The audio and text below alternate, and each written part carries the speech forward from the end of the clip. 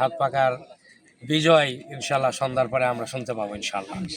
আপনার এমন কোনো কেন্দ্র আছে যেখানে আপনি এজেন্ট দিতে পারেননি, এরকম কোনো কেন্দ্র রয়েছে কিনা? এজেন্ট তো মোটামুটি সব জায়গায় দেওয়া হয়েছে, হয়তো দু একটি জায়গায় কিছু ভয়ভীতি দেখানোর কারণে হয়তো দু একটি জায়গায় হয়তো এজেন্ট নেই। বিশেষ করে মাওনা ইউনিয়নের বেলতলি গ্রাম যে কেন্দ্রটা আছে, এখানে আমাদের এজেন্ট গিয়েছিল, তাকে আমার প্রতিদ্বন্দ্বীর কিছু কর্মী তারা তাকে নিষেধ করাতে সে ভয়ে সে বাড়িতে চলে যায়।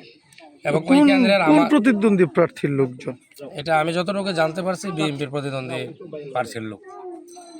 আচ্ছা, আপনি যে এই ভোট দিলেন ভোটার হিসেবে, আজকে দিনটি বা আজকে এই কেন্দ্রটি আপনার কাছে কেমন লাগছে?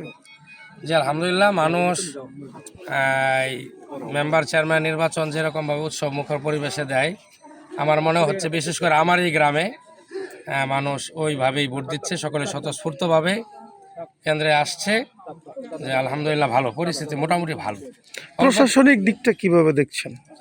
যে প্রশাসনিক দিকটি সেটা হলো আপনার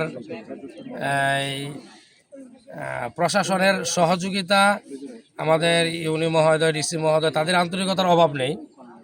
বাকি আমাদের মাঠ লেভেলের প্রশাসনের যারা আছে তারা ঘটনাস্থলে পৌঁছতে একটু সময় বেশি নেয়, এটাই হলো একটু প্রবলেম। এছাড়া মোটামুটি ভালো আছে।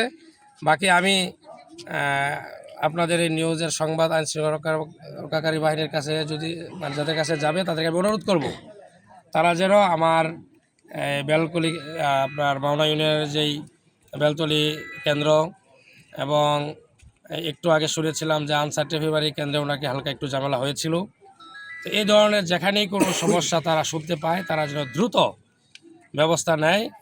এবং আমি কিছুক্ষণের মধ্যে আমি বেলতলি যাব ইনশাল্লাহ। অনেক ভোটার তারা ভোট দিতে পারছে না, ভয় পাচ্ছে।